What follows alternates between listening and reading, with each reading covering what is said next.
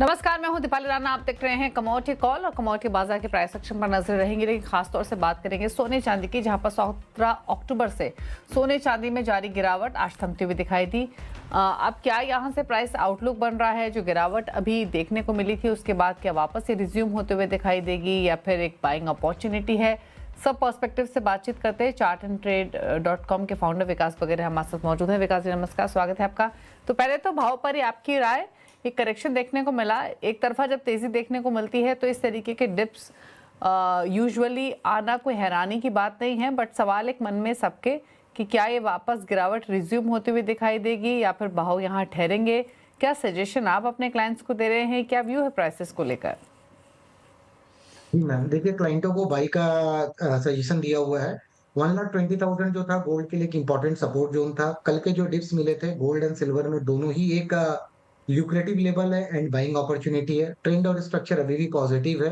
तो मेरे को लगता है कि कोई भी डिप गोल्ड में आता है, जब तक 1,20,000 के ऊपर गोल्ड सस्टेन कर रहा है तो बाइंग अपॉर्चुनिटी है। हाई रेंज पे 1,26,500, 1,27,800 जो है, ये रेजिस्टेंस के तौर पे उभर सकता है। वहां पे थोड़ी मुनाफा वसूली देखने के लिए मिल सकती है।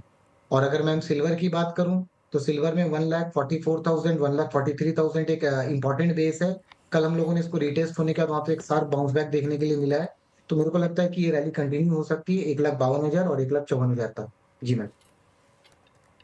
ओके।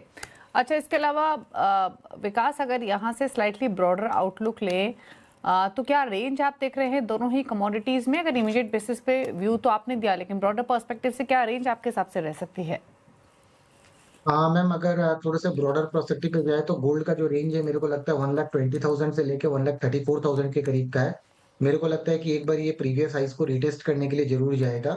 एंड सिल्वर की बात करूँ तो सिल्वर में तेजी का माहौल जो है वो ट्रेंड और स्ट्रक्चर अभी भी पॉजिटिव है। ये एक यूफोरिया का जो डिप था वो आया था, और जो फिजिकल मार्केट में जो शॉर्टेज के चलते जो प्रीमियम पे स्पाइक आई थी, वो नॉर्मल होने के बाद ये करेक्शन हमें देखने के लिए मिला।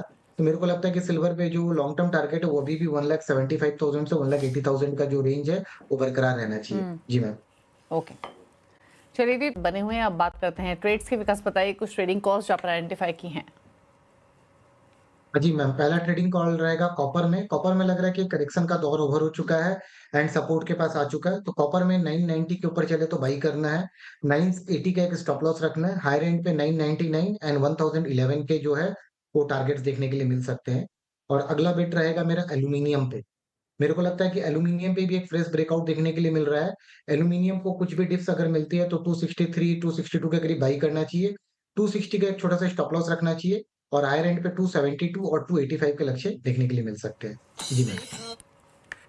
ओके, तो ये राय रही है आपके लिए स्ट्रैटेजी। इस पर एक क्विकली एक राय कॉपर कच्चे तेल पर भी ले लेते हैं, जहां पर 5-5.5% का उछाल हम देख रहे हैं घरेलू बाजार में। यहाँ आपकी राय क्या रहेगी कच्चे तेल पर? हाँ जी मैम, लास्ट 2 दिन में 5,000 के लेवल से एक स्ट्रॉन्ग बाउंस बैक देखने के लिए मिला है। क्रूड ऑयल एक ओवरसोल्ड टेरिटरी पे था, बाउंस बैक देखने के लिए मिला। हायर एंड पे अभी ये ट्रेंड जो है कंटिन्यू रह सकता है 5500 और 5520 तक।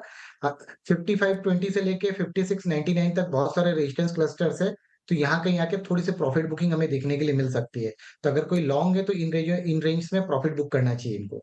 जी मैम। ओके, तो प्रॉफिट बुक्स यहाँ पर किए जा सकते हैं। 5.6% ऊपर प्राइसेस ऑलरेडी ट्रेड करते हुए आज के सेशन में, और मोमेंटम स्ट्रॉन्ग दिखाई दे रहा है। अच्छा, एग्री बास्केट पर एक नजर डाल लेते हैं, जहाँ पर स्पाइसेस में स्पेशली टर्मरिक में एक हैवी सेल ऑफ है।